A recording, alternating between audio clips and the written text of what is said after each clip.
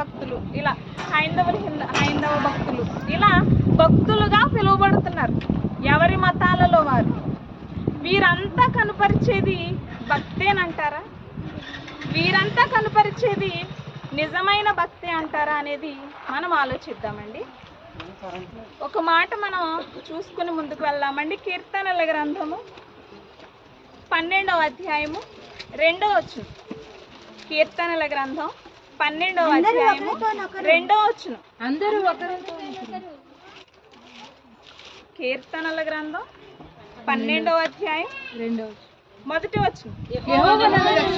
యెహోవా నన్ను రక్షింపుము, భక్తి గలవారు లేకపోయిరి, విశ్వాసులు నరులలో ఉండకుండా గతించిపోయిరి. దావీదు గారు అంటున్నారు, ఒక మహాభక్తుడు ఏమంటున్నారంటే భక్తి గలవారు లేకపోయిరి, విశ్వాసులట నరులలో ఉండకుండా గతించిపోయిరి. ఏమండి ఇంత పెద్ద మాట అనేసారేంటి? ఏమండి భక్తులుగా చాలా మంది చలామణి అవుతుంటే అసలు భక్తి గలవారే లేరు అనేసారేంటి దావీదు గారు? మేమంతా భక్తులం కాదా? ఏమండి మీరంతా భక్తులు కాదా? మనమంతా భక్తులం కాదంటారా? భక్తి గలవారు లేకపోయిరి, భక్తి గలవారు లేరు అని చెబుతున్నారు. మరి మనమంతా భక్తులుగా పిలువబడుతున్నాం. అసలు ఎవరు నిజమైన భక్తులు అంటారు? నిజమైన భక్తి ఏమిటి అనేది మనం ఆలోచిద్దామండి. ఏమంటే మన భక్తట ఎలాంటిదంటే, మన భక్తి ఎలాంటిదంటే ఒక మాట చూద్దాం. చూడండి, హోషేయ గ్రంథం 6వ అధ్యాయము 4వ వచనం. హోషేయ గ్రంథం 6వ అధ్యాయము 4వ వచనం.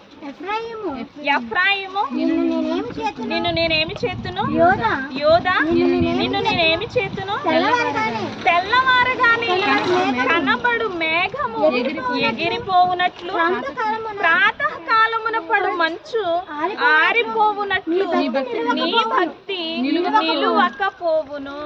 ఏమన్నా అర్థమైందండి అన్న? ఏంటట మన భక్తి ఎలా ఉందట?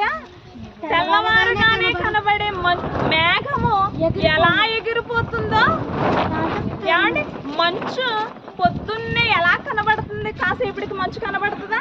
కనబడదు. అలా మీ భక్తి ఉంది అని చెబుతున్నారు. మేఘం ఎగిరిపోవునట్లు మీ భక్తి కనబడుతుంది, మంచు ఆరిపోవునట్లు మీ భక్తి కనబడుతుంది అని చెబుతున్నారు.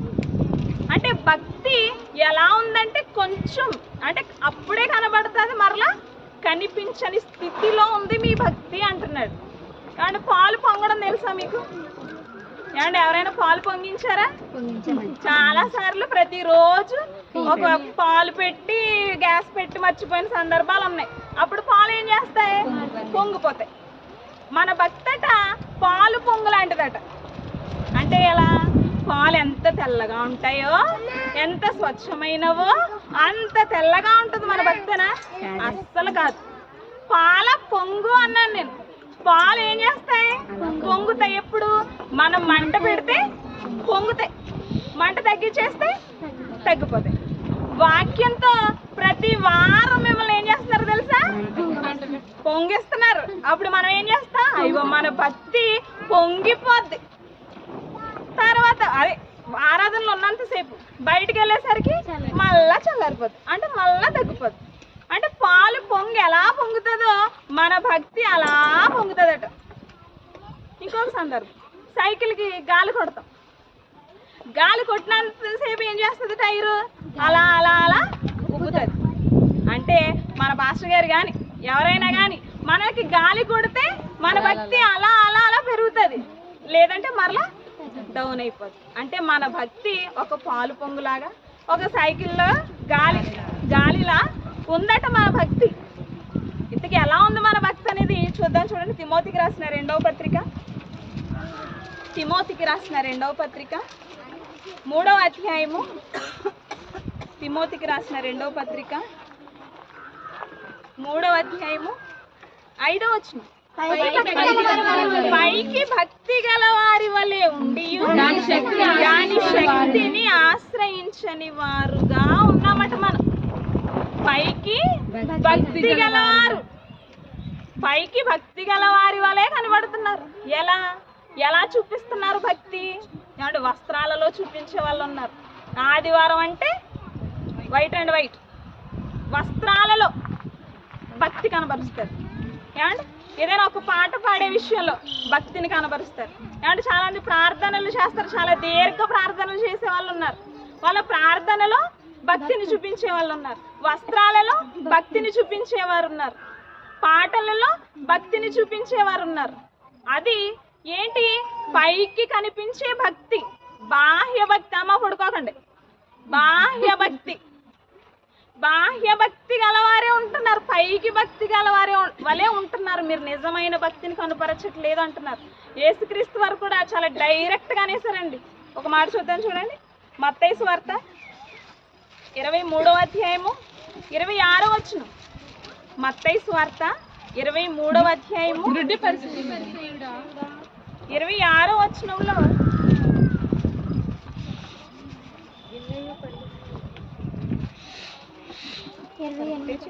మత్తయి సువార్త 23:26.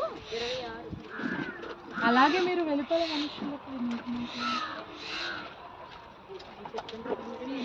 క్షమించండి 27 అండి.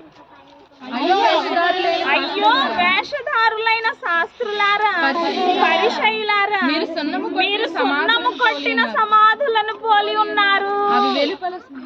అవి ఎలా ఉంటాయి? పైకట సున్నం వైట్ గా పెయింట్ వేసి చాలా అందంగా కనబడతాయి, కానీ లోపలంతా ఎలా ఉంటాయి? కుళ్ళిపోయి ఉంటాయి. అలాగే మీ భక్తి ఉంది అని మొహమ్మే చెప్పేశారండి యేసుక్రీస్తు వారు. అయ్యో మీరు వేషధారులు. ఏమన్నా అంత డైరెక్ట్గా చెప్తే మనం తీసుకోగలమా? తీసుకుంటాం. ఎలా? చర్చిని మార్చేస్తాం, పాస్టర్ గారిని మార్చేస్తాం, ఆ సంఘాన్ని మార్చేస్తాం. ఎందుకంటే నా కోసమే చెప్పారు ఇవి అలా అంటారు. ఏమంటే మీరు సున్నం కొట్టిన సమాధులు, మీరు చేస్తున్న భక్తి నిజం కాదు అన్నాను అనుకోండి, మళ్ళీ వస్తారు మీరు ఇక్కడికి? రారు. చూసి అడ్డంగా ఊపేస్తున్నారు తలకాయ. మీరే ఒప్పుకోవట్లేదు. ఏమంటే మనకి సత్యవాక్యం తెలిసి మీరే కూడా ఏమంటున్నారు? అడ్డంగా ఊపేస్తారు. మీరు రా అంటే మీకోసం చెప్తే మీరు రారు. ఇంక బయట వాళ్ళు ఎలా ఉంటారు చెప్పండి? మీరు సున్నం కొట్టిన సమాధులయ్యా, శాస్త్రులారా, పరిసయ్యులారా అంటున్నారు యేసుక్రీస్తు వారు. అంటే మనలో కనుపరిచే భక్తి బాహ్య భక్తి, అంతరంగ భక్తి కాదు. ఏమంటే నేతి బీరకాయ తెలుసా మీకు? నేతి బీరకాయని ఇలా కోసి అలా పిండితే ఏమొస్తుంది? నెయ్యి వస్తుందా? పసరు వస్తుందా? మా పాస్టర్ గారు ఎక్కువ చెప్తుంటారు ఈ మాట. నేతి బీరకాయలో నెయ్యి ఉంటుంది అనుకుంటాం, కానీ దాన్ని పిండితే పసరు వస్తుంది, నెయ్యి రాదు. అలాగే మనం భక్తులం, కానీ మనలో లేనిదే భక్తి. బాగుంది కదండి? నేతి బీరకాయలో నెయ్యి ఎలా లేదో మీరు విశ్వాసులు, మీరు భక్తులు, కానీ మీలో నిజమైన భక్తి లేదు అంటున్నారు. ఏమన్నా నిజంగా లేదా? అసలు భక్తి అంటే ఏంటి? ఏమంటే అసలు భక్తి అంటే ఏంటి అని అనగానే మీకు ఒక రిఫరెన్స్ అలా మైండ్లోకి వచ్చేస్తుంది. ఏంటది? భక్తి అంటే యాకోబు పత్రిక 1వ అధ్యాయము 27వ వచనం. తండ్రి అయిన దేవుని ఎదుట పవిత్రమును నిష్కళంకమునైన భక్తి ఏదనగా దిక్కులేని పిల్లలను వారి ఇబ్బందులలో పరామర్శించుటయు ఇహలోక మాలిన్యము తనకు అంటకుండా తన్ను తాను కాపాడుకొనుటయే. ఏమంటే అర్థమైంది అన్న? విధవరాండ్రకు సహాయం చేసే వాళ్ళు ఉంటారు, దిక్కులేని పిల్లలను ఆదరించే వాళ్ళు ఉంటారు. ఇదంతా బాగానే జరుగుతుంది. ఇహలోక మాలిన్యం అంటించుకోకుండా మాత్రం ఎవరు ఉండరు. అసలు ఇహలోకం అంటే ఏంటి? మనమున్న ఈ లోకం. ఈ ఇహలోకంలో ఏముందట? మాలిన్యం. దాన్ని అంటించుకోకుండా ఉండాలి. ఏమంటే ఎలా అంటించుకుంటున్నాం మనం? ఇహలోక మాలిన్యం అంటించుకోకుండా బ్రతకడమే భక్తి. ఏమంటే ఈ లోకంలో చాలా ఆచారాలు ఉంటాయి, చాలా సాంప్రదాయాలు ఉన్నాయి. అందులో నుండి వచ్చిన వాళ్ళే మనమంతా. ఒక్కసారి క్రైస్తవ్యంలోనికి వచ్చిన తర్వాత ఆ ఆచారాలను అక్కడ విడిచిపెట్టి వస్తున్నామా? మనతో పాటు అంటించుకొని వస్తున్నామా? విడిచిపెడుతున్నారా ఎవరైనా? ఎక్కడా విడిచిపెట్టట్లేదు. ఆ ఆచారాల్ని కొంచెం మార్చి చేస్తున్నారు అంతే. ఆచారాలు మామూలుగానే చేస్తున్నారు, దానికి ఇది క్రైస్తవ ఆచారం అన్నట్టు పేరు పెడుతున్నారు. ఏమండి గుండు కొట్టించుకోవడానికి, లేకపోతే కత్తిరి జుట్టు దేవునికి మొక్కిస్తారు కదా, మొక్కిచ్చేటప్పుడు ఎన్ని కత్తిరలు వేయాలట? 4 వేస్తే ఏమవుతుంది? 2 వేస్తే ఏమవుతుంది? 1 2 3. ఇంకా తెలివిగా ఎలా ఉపయోగించారు? తండ్రి కుమార పరిశుద్ధాత్మ. అదా భక్తి? వాళ్ళు ముగ్గురే ఉన్నారు, లేకపోతే ఒకవేళ ఇంకొకరు ఎవరైనా ఉండుంటే 400 ఏమో. మరి యేసుక్రీస్తు వారి శిలువలో 7 మాటలు, మరి 7 కత్తిరలు వేయొచ్చు కదా. ఏమంటే దేవుడు 6 రోజులు సృష్టిని చేసి 7వ రోజు విశ్రమించాడు, మరి 7 కత్తిరలు వేయొచ్చు కదా. ఏమంటే ఆచారాలు మూడు. ఏమంటే గడప దాటాలంటే కుడికాలే ముందెట్టాలి, ఎడంకాలు ఎందుకు ఇచ్చాడు దేవుడు? మరి అది నరికేసుకోవాలి కదా. కుడికాలు మంచిదైతే ఎడంకాలు ఎందుకు? ఎవరికైనా ఇచ్చేటప్పుడు కుడి చేతితోటే ఇవ్వాలి, మరి ఎడం చేయి ఎందుకు ఇచ్చాడు? ఈ ఆచారాలన్నీ కూడా మనం పాటిస్తున్నాం.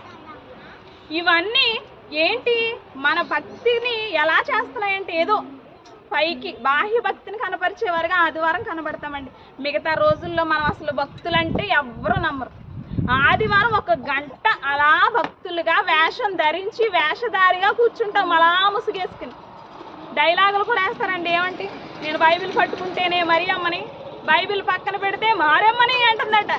అంటే వేషం, అంటే చర్చిలో ఉన్నంతసేపు ఈమె చాలా భక్తి పరురాలు, ఈవిడ చాలా భక్తి గలది అని అనిపించుకోవాలి. అలా అనిపించుకోవాలంటే పైకి ఎలా కనిపించాలి? వైట్ అండ్ వైట్ వేసేయాలి. వేయని వాళ్ళు కూడా ఉన్నారులేండి. చాలా నెమ్మదిగా చర్చిలో అయ్యబాబు ఎంత భక్తి అండో, వచ్చిన వెంటనే మోకాళ్ళ మీద ప్రార్థన వేసేస్తుంది. ఏమంటే చాలా భక్తిగా మాట్లాడుతుంది అని అనుకోవాలి జనాలు. అలా ప్రవర్తించే వాళ్ళు ఉన్నారు, వాళ్ళు భక్తులు అవుతారా? అదా నిజమైన భక్తి? కాదు కదండి. మన భక్తి కేవలం ఆదివారానికి మాత్రమే పరిమితమైంది. మన భక్తి ఆదివారం మాత్రమే చూపిస్తున్నాం, మిగతా రోజుల్లో మన భక్తి కనిపించట్లేదు. అసలు భక్తులు అని ఎవరిని అంటారు? అసలు భక్తి అంటే ఏంటనేది ఈరోజు మనం ఆలోచిద్దాం. అసలు భక్తులకు ఉండవలసిన లక్షణాలను రాసుకోండి. భక్తులకు ఉండవలసిన లక్షణాలు, ఈ లక్షణాలు మీలో ఉంటే మీరు భక్తులు, మీరు నిజమైన భక్తులు. మీరు చేసే భక్తి అంతరంగ భక్తి. ఏమండి చూడండి. మొదటిది, అన్నిటికంటే దేవుణ్ణి ఎక్కువగా ప్రేమించాలి. భక్తి చేసేవారు, భక్తుడు అని పిలువబడేవాడు ఏం చేయాలట? మొట్టమొదటిగా అన్నిటికంటే దేవునిని ఎక్కువగా ప్రేమించాలి. ద్వితీయోపదేశకాండం 6వ అధ్యాయము, ద్వితీయోపదేశకాండము 6వ అధ్యాయము 5వ వచనం చదువుదాం. నీ పూర్ణ హృదయముతోను, నీ పూర్ణ ఆత్మతోను, నీ పూర్ణ శక్తితోను నీ దేవుడైన యెహోవాను ప్రేమించాలి. ఎలా ప్రేమించాలి? సగం సగంగా కాదు, పూర్ణముగా సంపూర్ణముగా దేవుణ్ణట ప్రేమించాలి. సంపూర్ణంగా అన్నిటికంటే ఎక్కువగా దేవుణ్ణి ప్రేమించాలి. దేవుణ్ణి ప్రేమించాలి అని అన్నిటికంటే ఎక్కువగా దేవుణ్ణి ప్రేమిస్తున్నాం మనం.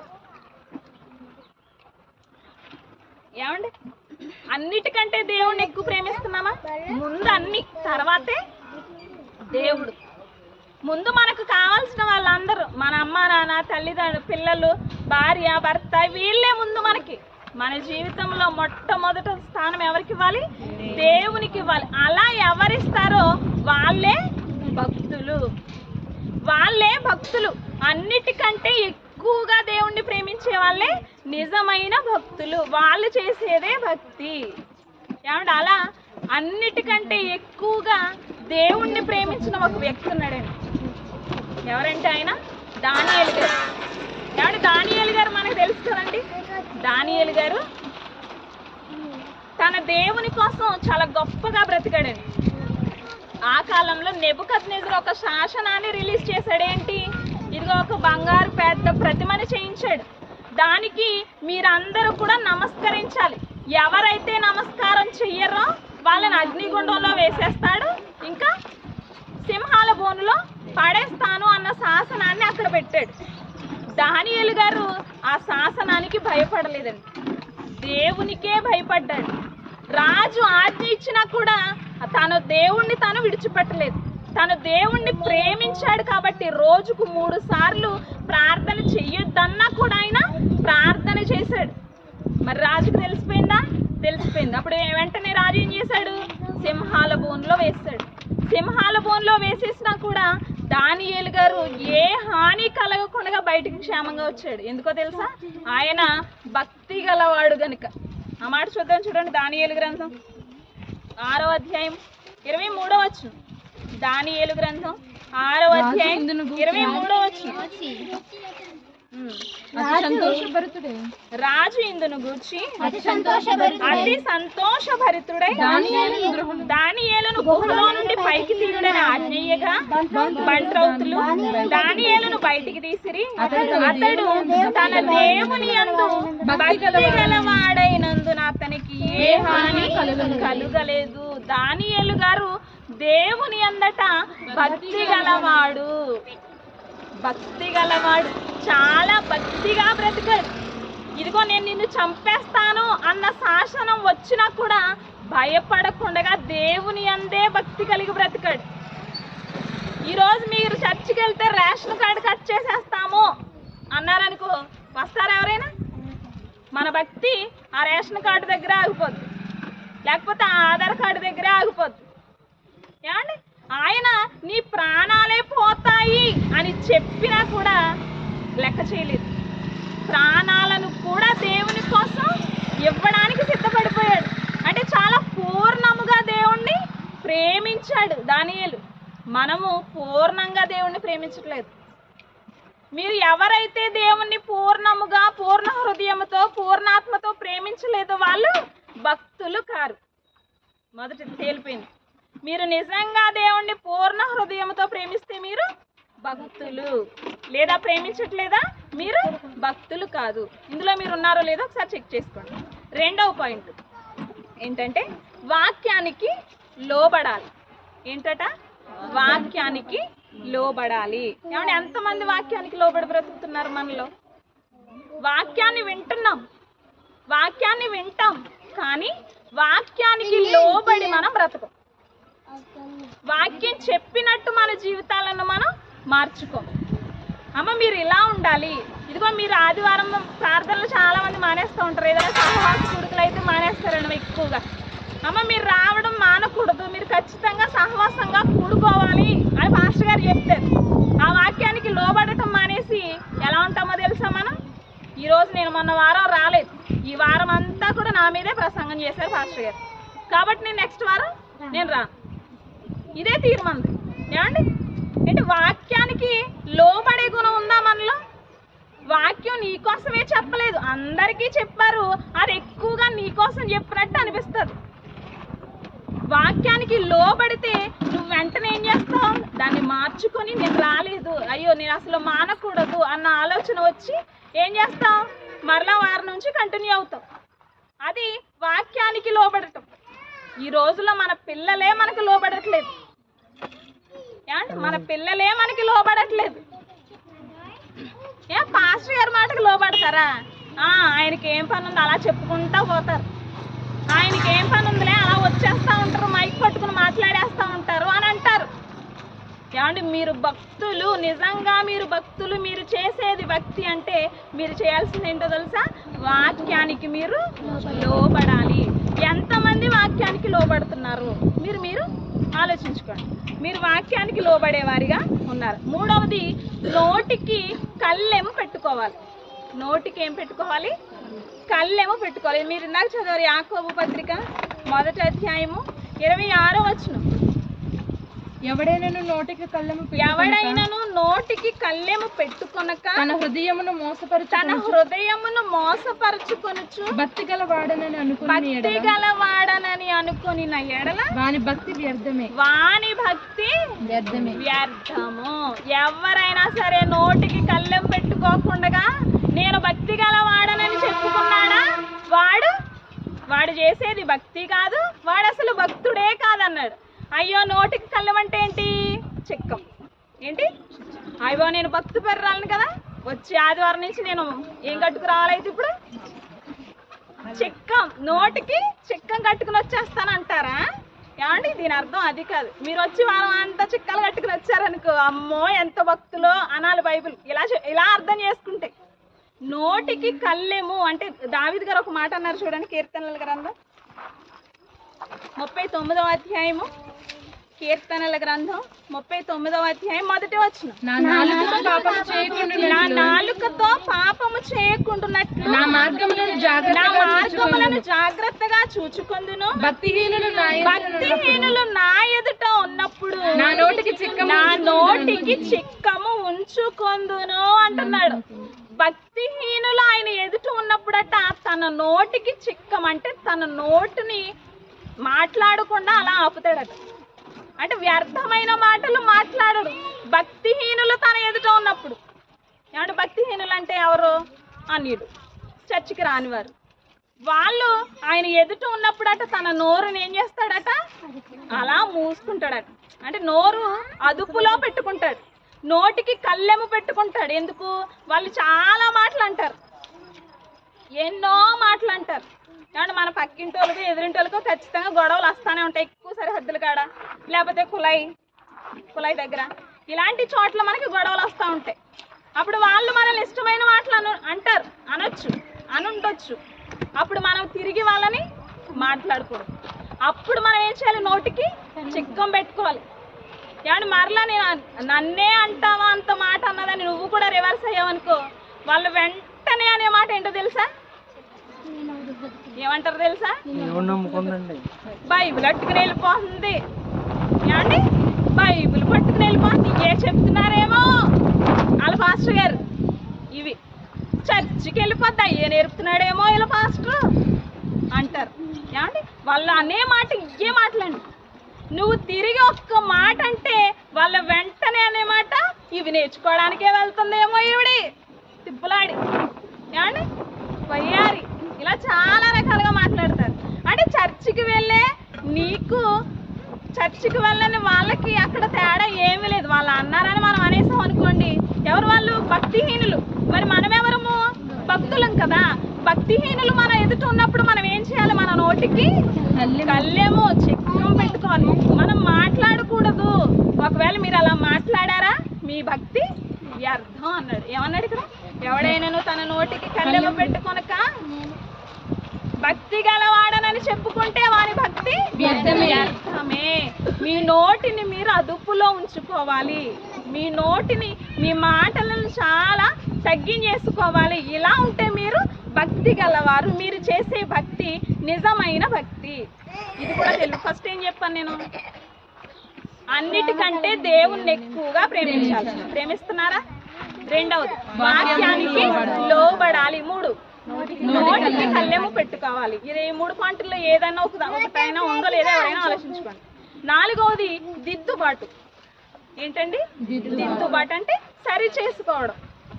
వాక్యం మనకి ఎందుకు చెబుతారు? వారం వారం మనలో చాలా లోపాలు ఉంటాయి. వాక్యం ద్వారా మనం ఏం చేయాలి? వాటిని సరి చేసుకుంటూ, మార్చుకుంటూ, కొన్ని విడిచిపెడుతూ, కొన్ని నేర్చుకుంటూ వెళ్ళాలి. పని చేస్తామా మనం? చెయ్యం. బాప్తిస్మం తీసుకున్నాక ముందు ఎలా ఉన్నామో తీసుకున్న తర్వాత కూడా అలానే ఉంటారు చాలామంది కూడా. కానీ వాళ్ళు భక్తులుగా చాలామంది అవుతారు. ఏమండి పౌలు గారు ఉన్నారు. పౌలు గారు క్రీస్తును అంగీకరించక ముందు చాలా దారుణంగా బ్రతికేవాడు. పూర్వమందు ఎలా ఉన్నారట? తిమోతికి రాసిన మొదటి పత్రిక 1వ అధ్యాయము 12వ వచనం. పూర్వమందు దోషకుడును హింసకుడును హానికరుడును అయిన నన్ను తన పరిచర్యకు దేవుడు ఏం చేశాడట? నియమించుకున్నాడు అని పౌలు గారు చెబుతున్నారు. పూర్వమందు దోషకుడట. ఎవరు? పౌలు గారు సౌలుగా ఉన్నప్పుడు దోషకుడు, హింసకుడు, హానికరుడు, అంత భయంకరంగా బ్రతికాడు పౌలు గారు. ఒక్కసారి క్రీస్తును అంగీకరించిన తర్వాత ఎలా మారిపోయాడు తెలుసా? ఫిలిప్పీలకు రాసిన పత్రిక 1వ అధ్యాయం 21వ వచనం. ఫిలిప్పీలకు రాసిన నా మట్టుకైతే బ్రతుకుట క్రీస్తే చావైతే లాభం. ఎవరైతే దేవుని సంఘానికి వెళ్తున్నారో వాళ్ళని చంపేసేంత క్రూరుడు. ఎప్పుడైతే క్రీస్తుని అంగీకరించారో తర్వాత ఎలా మారిపోయాడు? అవసరమైతే క్రీస్తు కొరకు చచ్చిపోయే విధంగా మారిపోయాడు పౌలు గారు. కాబట్టి మన విషయానికి వస్తే బాప్తిస్మానికి ముందు మనం చాలా దూషకులు, ఎదుటి వారిని ఎక్కువగా దూషించే వాళ్ళం మనం. మరి బాప్తిస్మం తీసుకున్న తర్వాత ఎలా ఉండాలి? బదులు దూషించని వారుగా ఉండాలి. పూర్వమందు మనము చాలా దారుణంగా ఉండేవాళ్ళం. బాప్తిస్మం తర్వాత పూర్వము కంటే ఎక్కువైపోతున్నారు. ఏమన్నా అవునా కదా? పేరుకే బాప్తిస్మం తీసుకున్నట్టు ఉంటున్నారు, కానీ ఇంతకు ముందు కంటే మరీ ఎక్కువ దారుణంగా ప్రవర్తించేవారుగా మన భక్తి ఉంది. పౌలు గారు చాలా దూషకుడు, హింసకుడు, హానికరుడుగా బ్రతికిన ఆయనే ఒక్కసారి క్రీస్తును అంగీకరించిన తర్వాత క్రీస్తు కోసం చనిపోయేవాడిగా, క్రీస్తు కొరకే తన ప్రాణాన్ని పెట్టేవాడిగా మారిపోయాడంటే ఎంత సరి చేసుకుని ఉంటాడండి ఆయన. సరి చేసుకున్నాడు, దిద్దుకున్నాడు తన బ్రతుకుని. మరి మనం దిద్దుకుంటున్నామా? ఏమన్నా మనం సరి చేసుకుంటున్నామా? ఇంకొక మాట చూద్దాం, చూడండి. కీర్తనల గ్రంథం 50వ అధ్యాయము. కీర్తనల గ్రంథం 50వ అధ్యాయం 16-17 వచ్చినారు. భక్తిహీనులతో దేవుడు ఈ మాట చెబుతున్నారు, నా కట్టడలను వివరించుటకు నీకేమి పని? నా నిబంధన నీ నోట వచించదవేమి? దిద్దుబాటు నీకు అసహ్యము కదా. నీవు నా మాటలను నీ వెనకకు త్రోసి వేసేదవు. భక్తిహీనులట దిద్దుబాటు చేసుకోరట. భక్తిహీనులకట దిద్దుబాటట అసహ్యమట. భక్తిహీనులు దిద్దుకోరు, భక్తిహీనులు సరి చేసుకోరు తన ప్రవర్తనని. మరి భక్తులు ఏం చేయాలి? దిద్దుకోవాలి, దిద్దుబాటు చేసుకోవాలి, సరి చేసుకోవాలి. భక్తిహీనులకట దిద్దుబాటు అనేది అసహ్యము, అసహ్యము. మరి భక్తులుగా ఉన్న మనము సరి చేసుకోవాలి కదండి. వాక్యం ద్వారా మన జీవితాలను మార్చుకోవాలి కదా. అంటే పౌలు గారు సౌలుగా ఉన్నప్పుడు ఎలా ఉన్నాడో, పౌలుగా మారిన తర్వాత ఎలా ఉన్నాడో మీరు ఆలోచించాలి. వాక్యముతో దిద్దుకున్నాడు, తన జీవితాన్ని మార్చుకున్నాడు, ఒక గొప్ప భక్తుడిగా బ్రతికాడు. ఈరోజు మనము బాప్తిస్మం తర్వాత కూడా అదేలా ఉంటున్నాం, బాప్తిస్మం ముందు కూడా అలానే ఉన్నాము. మరి మనము చేసే భక్తి నిజమైన భక్తి అంటారా? మనము నిజమైన భక్తులమే అంటారా? ఏమండి, మళ్ళీ ఫస్ట్కి వెళ్దాం. ఎవరైతే దేవుణ్ణి అన్నిటికంటే ఎక్కువగా ప్రేమిస్తారో వాళ్ళే భక్తులు. వాక్యానికి ఎవరైతే లోబడి బ్రతుకుతారో వాళ్ళే భక్తులు. నోటికి ఎవరైతే కళ్ళెము పెట్టుకొని ఉంటారో వాళ్ళే భక్తులు. నాలుగోది, ఎవరైతే వాక్యం ద్వారా తన జీవితాన్ని సరి చేసుకుంటారో వాళ్ళే భక్తులు. ఇంకొక మాట చూద్దాం.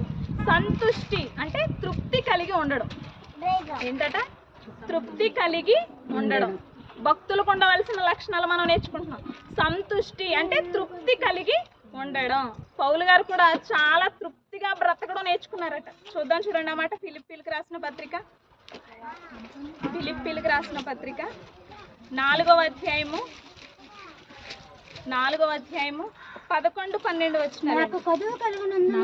నాకు కొదువ కలిగినందున నేను ఎలాగూ చెప్పుటలేదు. నేను ఏ స్థితిలో ఉన్నాను ఆ స్థితిలో సంతృప్తి కలిగి ఉండ నేర్చుకొని ఉన్నాను. దేన స్థితిలో ఉండ నెరుగుదును, సంపన్న స్థితిలో కూడా ఉండ నెరుగుదును. ప్రతి విషయంలోనూ అన్ని కార్యములలోనూ కడుపు నిండి ఉండుటకును, ఆకలి కొని ఉండుటకును, సమృద్ధి కలిగి ఉండుటకును, లేమిలో ఉండుటకు కూడా నేర్చుకున్నాడట. సంతృప్తి ఎక్కువగా ఉన్నప్పుడు అమ్మో నాకు ఇంత ఉందని ఎప్పుడు గర్వపడలేదు. ఏమీ లేనప్పుడు ఏమీ లేదని కూడా బాధపడలేదు. ఎలా ఉన్నాడట? సంతుష్టి కలిగి బ్రతికాడట. కడుపు నిండినప్పుడు కూడా దేవునికి స్తోత్రం అన్నారు. కడుపు నొప్పి వచ్చినా కూడా దేవునికి స్తోత్రం అని చెప్పాలి. పౌలు గారు ఏమన్నారు? కడుపు నింపుకొని ఏమన్నారు? చదవండి ఒకసారి. కడుపు నిండి ఉండుటకును, ఆకలి కొని ఉండుటకును నేర్చుకున్నాడట. మనం కడుపు నిండినప్పుడు దేవునికి స్తోత్రం చెప్పం, కడుపు నొప్పి వచ్చినప్పుడు మాత్రం దేవునికి మొరపెడతాం.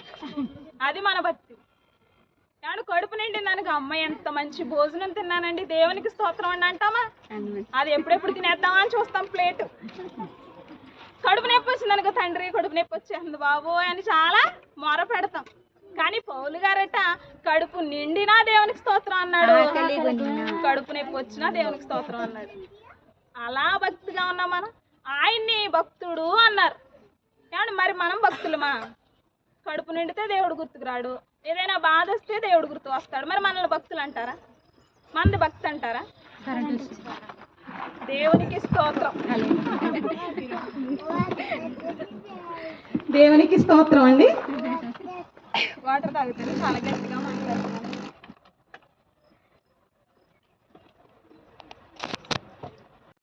ఏమండి 5వ పాయింట్ ఏంటి?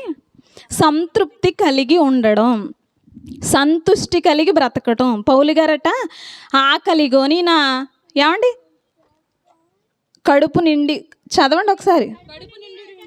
కడుపు నిండి ఉండుటకును, ఆకలిగొని ఉండుటకును, సమృద్ధి కలిగి ఉండుటకును, లేమిలో ఉండుటకును కూడా నేర్చుకుని ఉన్నాను. ఏమండి మన కష్టాల్లో ఉన్న సంతృప్తి, లేమిలో ఉన్న సంతృప్తి కలిగి ఉండాలి. ఏమండి కడుపు నిండినా దేవునికి స్తోత్రం, కడుపు నొప్పి వచ్చినా దేవునికి స్తోత్రం అని చెప్పే విధంగా ఉంటే మీరు భక్తులు. ఏమండి మీరు బాహ్య భక్తి చేస్తున్నారా, అంతరంగ భక్తి చేస్తున్నారా అనేది చాలా మట్టుకి అర్థమైపోతుంది మనకి. మనం చేసే భక్తి బాహ్య భక్త, అంతరంగ భక్త. ఏమండి ఇంకొక పాయింట్ చూద్దాం, చూడండి. ఇది సంతుష్టి సహితమైన భక్తి గొప్ప లాభ సాధనం అన్నారు. 6వ పాయింట్ అండి, ఏ పరిస్థితుల్లోనైనా దేవుణ్ణి విడిచిపెట్టకూడదు. ఏ పరిస్థితుల్లో కూడా దేవుణ్ణి విడిచిపెట్టకూడదు. అలా విడిచిపెట్టకుండా ఉన్నవారే భక్తులు అంటున్నారు. ఏమండి కీర్తనల గ్రంథం 18వ అధ్యాయం 21వ వచనం. కీర్తనల గ్రంథం 18వ అధ్యాయం 21వ వచనం. యెహోవా మార్గములను నేను అనుసరించుచున్నాను, భక్తిహీనుడనై నేను నా దేవునిని విడిచిన వాడను కాను. నేను నా దేవుణ్ణి విడిచిపెట్టిన వాడను కాను ఏ పరిస్థితుల్లోనైనా అని దావీదు గారు అంటున్నారు. ఏ పరిస్థితుల్లో కూడా దేవుణ్ణి విడిచిపెట్టకుండా మనం ఉండగలుగుతున్నామా? ఏ పరిస్థితుల్లోనైనా. ఏమండి మనకు సంతోషం వస్తేనే దేవుడు గుర్తొస్తాడు. మరీ ఎక్కువ బాధలు వచ్చాయనుకోండి, దేవుడు నాకే పెడుతున్నాడు, ఈ కష్టాలు నాకే వస్తున్నాయి కాబట్టి నేను దేవుణ్ణి విడిచిపెట్టేయాలి. అలాగే కయ్యను విడిచిపెట్టేశాడండి. దేవుని సన్నిధి నుండి పారిపోయాడు. మొత్తం తన జీవితం అంతా కూడా సర్వనాశనం అయిపోయింది. యోధా ఆయన కూడా ఏం చేశాడు? యేసుక్రీస్తు వారిని విడిచిపెట్టేశాడు, ఉరి పెట్టుకుని చచ్చిపోయాడు. ఏ పరిస్థితుల్లోనైనా నేను నా దేవుణ్ణి విడిచిపెట్టకూడదు అని దావీదు గారు అనుకుంటున్నారండి. మరి మనం ఏ పరిస్థితుల్లోనైనా వచ్చేస్తామా? ఏ పరిస్థితుల్లోనైనా ఉంటామా దేవునితో? ఉండం. మనకు మేలు కలిగితేనే, మనకు అనుకున్న విధంగా మనకు అనుకూలంగా జరిగితేనే దేవుడు కావాలి. ఏమంటే మనం అనుకున్నట్టుగా జరగకపోతే దేవుణ్ణి విడిచిపెట్టేస్తారు. అంత ఎందుకని అంత పెద్దగా వెళ్ళకపోయినా, ఇప్పుడు ఆదివారం వస్తుందండి, ఆదివారం చర్చికి బయలుదేరారు, వెంటనే ఎవరో చుట్టాలు వచ్చారు. మీరు చర్చికి వస్తారా? చుట్టాలు వచ్చారని ఆగిపోతారా? ఏమండి వాళ్ళు ఒకవేళ చర్చికి వెళ్ళే వాళ్ళే అయితే అమ్మ రండి నాతో కూడా అని తీసుకొస్తారా? లేకపోతే అక్కడ విడిచిపెట్టి నేను చర్చికి వెళ్ళి వస్తానమ్మా అని చెప్పి వస్తారా? లేకపోతే చుట్టాలు వచ్చారండి పాస్టర్ గారు అని చెప్పేసి ఆగిపోతారా? ఎక్కువ శాతం చుట్టాలు వచ్చారని ఆగిపోయే వాళ్ళే ఎక్కువ మంది. ఆదివారం ఆరాధన మానేసే వాళ్ళే కొంతమంది. ఏంటి చుట్టాలు వచ్చారని దేవుని విడిచిపెట్టేసాం? ఏమండి ఏ పరిస్థితుల్లో అయినా దేవుణ్ణి విడిచిపెట్టకూడదు. అలాంటి వాడే భక్తుడు. అంటే మనము చుట్టాలు వస్తే దేవుని సన్నిధిని విడిచిపెట్టేవారు మనం. మరి మనం భక్తులం ఎలా అవుతున్నాం? మనం భక్తులం అవుతామా? ఏమంటే ఏదైనా ఫంక్షన్ తగిలింది అనుకోండి, ఏం చేస్తాం? ప్రార్థన ఎగ్గొట్టేస్తారు. ఏమంటే ఏదైనా పెళ్ళి, ఇలా ఏవైనా కార్యక్రమాలు, ఏదైనా శుభకార్యాలు జరిగాయనుకో వెంటనే మనం ఆదివారం మానేస్తాం, చర్చిని విడిచిపెట్టేస్తాం, దేవుణ్ణి విడిచిపెడతాం. 1 గంట దేవునికి కేటాయించలేం మనం. ఏ పరిస్థితుల్లోనైనా నేను దేవుణ్ణి విడిచిపెట్టను అన్న వాళ్ళు భక్తులు. వాళ్ళు చేసేది నిజమైన భక్తి. ఇంకా ఆఖరికి వచ్చేస్తున్నానండి, 7వ పాయింట్. తిమోతికి రాసిన మొదటి పత్రిక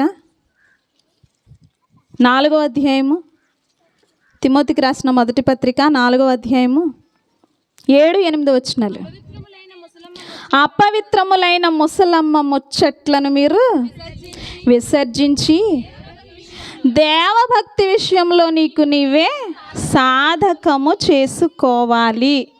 ఇక్కడ దొరికిపోతామండి అందరూ.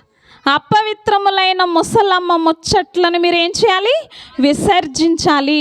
ఈ అపవిత్రములైన ముసలమ్మ ముచ్చట్లు పెట్టుకునేదే మనం. వీటినే విడిచిపెట్టేయాలంటే చాలా కష్టం మనకి. ఏమండి? చాలా కష్టం. ఏమో ఈరోజు ఇదిగో పలానా చోట ప్రార్థన ఉంది, ఏమంటే ఆదివారం అనుకోండి, ఆదివారం చర్చికి వెళ్తాం. ఆదివారం సాయంత్రమే ఎవరో ఒకరింటి దగ్గర మరలా ఏదో ఒక కూడుకు పెట్టుకున్నారనుకో, అమ్మ సాయంత్రం ప్రార్థన అన్నారనుకో, పొద్దున్నే వెళ్ళాం కదా, పొద్దున్నే కదండి విన్నాను, మళ్ళీ ఏం వింటాం? ప్లేట్లో అన్నం తెచ్చుకొచ్చి పెడతారు పొద్దున్న, పోనీ మధ్యాహ్నం తినేస్తాం తెల్లన్నం, మరలా సాయంత్రం అదే అన్నాన్ని తెచ్చిపెట్టుకుంటాం, తింటాం కదా. ఏ పొద్దున్న తిన్నాను కదా ఇప్పుడేం తింటాను తెల్లన్నం అంటామా? 3 పూట్ల ఏం చేస్తాం? తెల్లన్నం అయినా వెళ్ళాలి. అది పొద్దున్న వద్దను ఏ పులిహార రూపంలో చేసేస్తే అదే తెల్లన్నం తినేస్తాం. మరలా మధ్యాహ్నం పొద్దున్నే కదా తిన్నాను తెల్లన్నం, ఇప్పుడు నేను తినలేనాను, మరలా తినేస్తాం. మరలా సాయంత్రం భోజనం ఏదైనా ఒక స్పెషల్ కూర, అదే అన్నం అదే తెల్లన్నం. అయ్యో పొద్దున్నే తిన్నాను మధ్యాహ్నం తిన్నాను, ఎన్నిసార్లు తినమంటారు నన్ను అంటామా? అనం. పొద్దున్న ప్రార్థనకి వెళ్ళాను, ఇప్పుడు ఎందుకు వెళ్ళాలి? పొద్దున్న వినేసాను, నిన్నే విన్నాను, నిన్నే సభలు అయ్యాయి, నిన్నటితోటే 3 రోజులు వెళ్ళాను, మళ్ళీ అయ్యాలి ఏం వెళ్తా? ఇది మన భక్తి. అదే ముసలమ్మ ముచ్చట్లకి మన చెవి ఎంత ఉన్నది ఇంత అయిపోద్ది, చెవి చాటంత అయిపోద్ది అంటారు. ఎందుకు?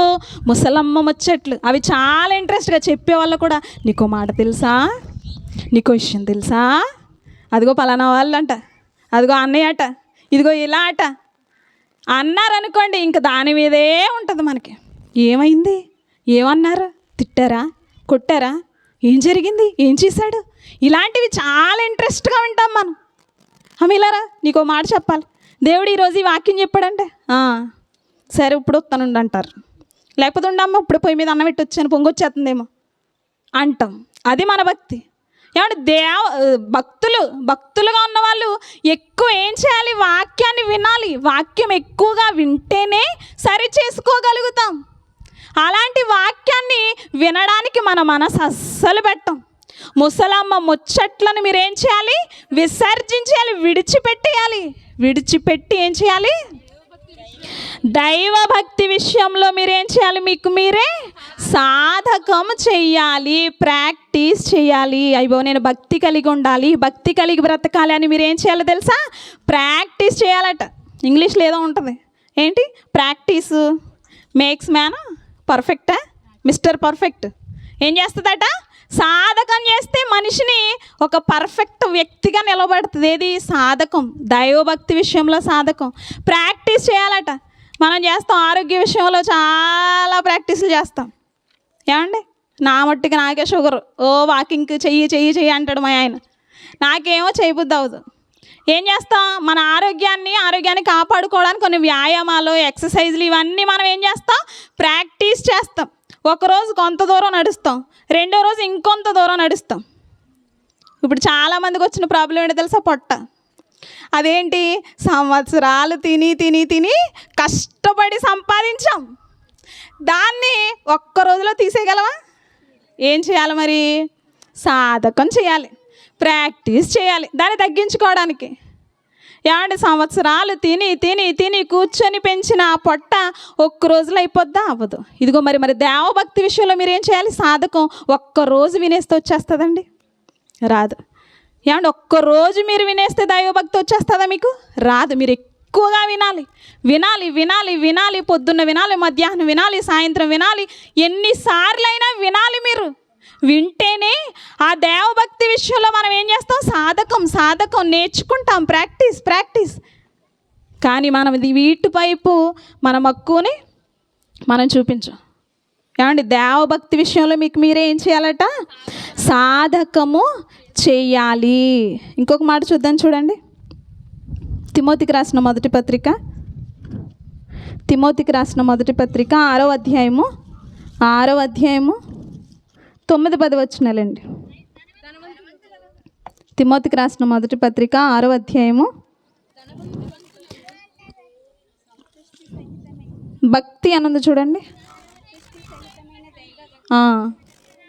గొప్ప లాభ సాధనమై ఉన్నది. సంతుష్టి సహితమైన భక్తి 6:6 ఏంటండి? సంతుష్టి సహితమైన దైవభక్తి గొప్ప లాభ సాధనమై ఉన్నది. చాలా గొప్ప.